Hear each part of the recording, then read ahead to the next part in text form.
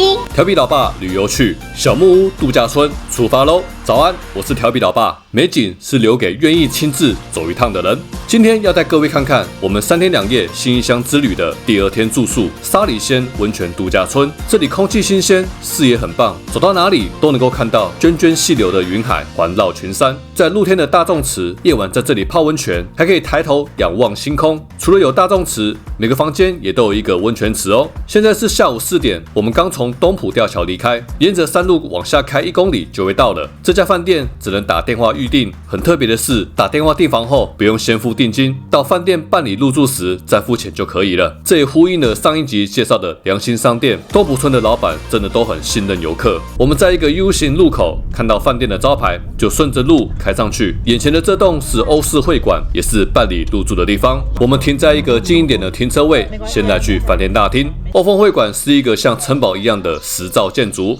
在这里就可以看到远方的山，让人一踏进这里就觉得心情很愉快。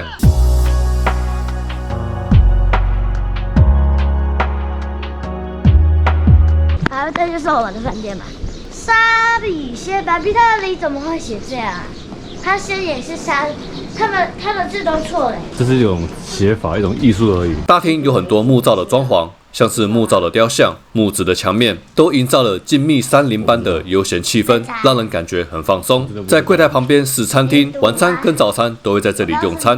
这里还有一个品茶区，很像到别人家做客一样，感觉很温馨。饭店的主要设施都在欧风会馆，这里的动线规划很顺畅，不管是要通往观景台、餐厅、大众池、更衣室，都有很多路线可以前往。我们先来去2楼，带各位到观景台。刚刚在欧风会馆前面就能够看到山了，那在观景台又会看到怎样的风景呢？我们走楼梯上2楼，右转就会来到观景台。哇！小心啊！哦，老公。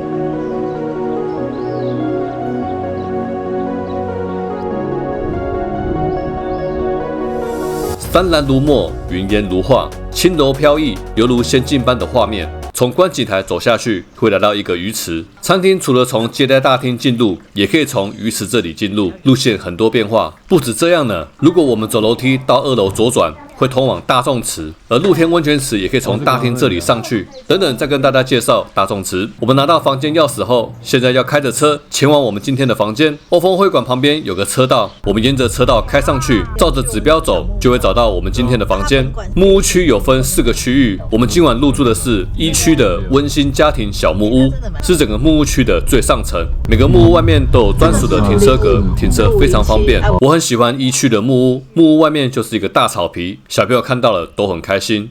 我觉得它里面维持的不错哎。对呀。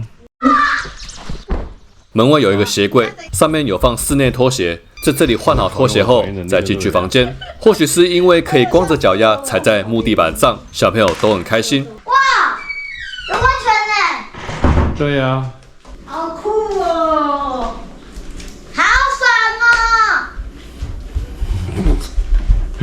哇，老公他有给1套那个润肤乳跟那个备品哎。哦，很好啊。靠窗有一个座位区，这2张椅子非常好坐，坐垫很软很厚，而且还可以在原地旋转。窗外就是一大片草地，看了心情很好。我发现小木屋真的有个魔力，小朋友竟然自己拿起纸跟笔开始写字。之前在外面住宿都没有发生过这样的事，这是我第一次带小朋友一起来住小木屋。不止小朋友，连老婆跟我也很喜欢这样的气氛。整个房间维持得很干净，木头的地板、梳妆台、置物柜看起来就像新的一样。吹风机是接在梳妆台上，传统型的吹风机。电视机下有个收纳柜，有毛巾、冰箱、饮水机。房间里有饮水机真的很方便，而且这台饮水机也有热水，要煮泡面也很方便。整个房间的灯光是用这支遥控器来操作，除了可以用来开灯、关灯，还可以切换不同气氛的灯光。浴室使用的是一般的马桶，跟淋浴间中间有用雾面的玻璃门隔开。洗手台上有摆放备品，里面还有乳液。阳台有2个温泉池，还有桌椅。这里有用围墙围起来，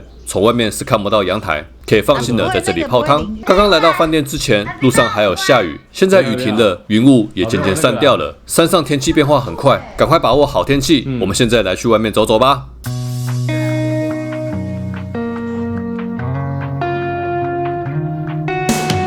木屋外面有一个荡秋千，不过这是实实在在的木造荡秋千，小力的摆动就好，不要飞太高哦。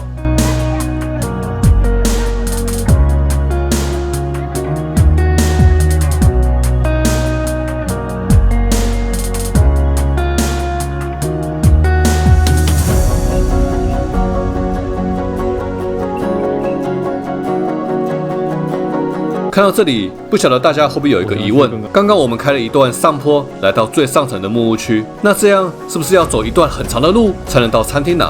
而且刚刚那个上坡看起来有点陡耶。各位别担心，这里有个秘密通道，我来带你们走一次。这个秘密通道就在我们的木屋旁边而已，非常的近。一开始是石头阶梯，走下楼的同时还能欣赏眼前的美景。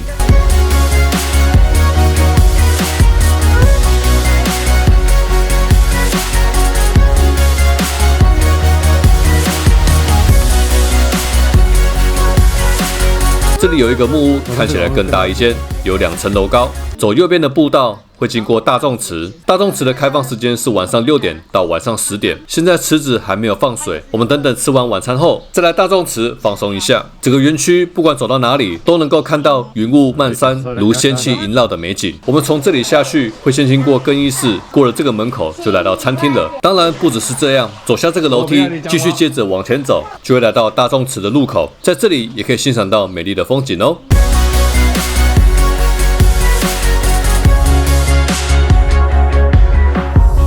虽然这里没有小朋友可以玩的游戏室，但其实我们这样一路走来，看了很多风景，拍了很多漂亮的照片，到处探索秘密通道。这样走走看看，对我们来说就是一个简单的乐趣。一直来比个大爱心耶！小爱心好不好？好，可以。这是怎样啊？这房间太大了，是怎样？真的哇塞，真的有螃蟹吗？会不会是你们看错了？真的很大。你不敢哈？我不敢了。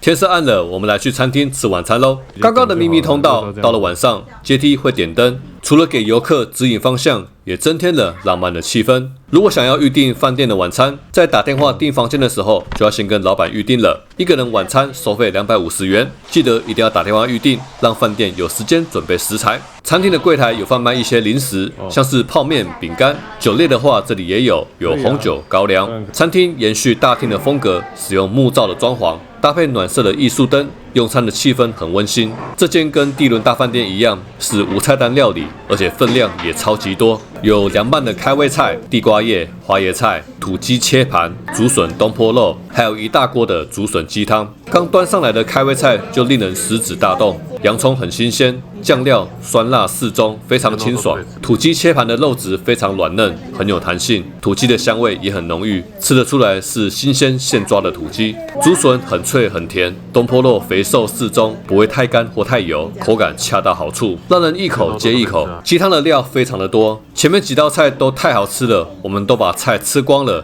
到了最后的汤反而有点喝不下了。饭店准备的晚餐真的非常丰盛，饭后还有水果哟。如果各位有要来这里住一晚，记得一定要预定他们的晚餐哦，保证让你们吃得很满足。吃完饭休息一下后，我们要来去泡大众池了。从餐厅出来右转，就会来到更衣室了。梳妆台旁边有摆放一些备品，有刮胡刀，还有棉花棒。走进去就是淋浴间，这里还有投币式的置物柜、脱水机。淋浴间的地板是用灰色的防滑石纹砖，走起来不会有快滑倒的感觉。淋浴间也是跟整个饭店的风格一样，使用木造的隔板，看起来很有质感，也很干净。大众池依照水温高低分3个区域，低温池因为真的太冷了，没有人想下去。但其实这一池设施蛮多的，有大型的莲蓬头跟按摩水床，但因为太冷了，所以我就没有示范给大家看了。比较多人泡的是中温池，比我们的体温再高一点点，但又不会让人热到受不了，泡起来很舒服。再来就是高温池了，温度约42度左右，这个池子也很舒服，但不适合泡太久。除了温泉池，还有蒸汽室跟烤箱。在这里泡温泉，还有一件很棒的事，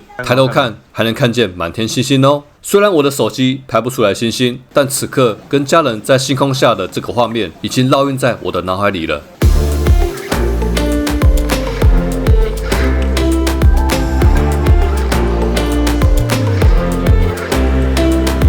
早安，一早起来就看见这仙境般的画面，难道我还在梦里吗？早餐的餐点很丰富，肉类虽然没有很多，只有煎饺、肉燥跟肉松，但是他们的餐点都很新鲜。像我是很爱吃肉的人，吃完早餐之后都没有发现我没吃到肉，我是回头看这些影片才发现，原来那天早餐都没有吃到肉，但我们却吃得很满足，因为他们的早餐都很认真准备，外观跟香气都让人很有食欲。最重要的是蔬菜类都很新鲜。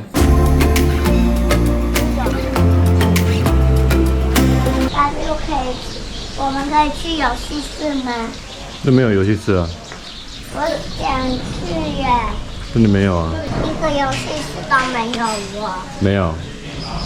那我们去看风景啊，对啊，看风景也很好啊，你说的没错。坐野地也很好。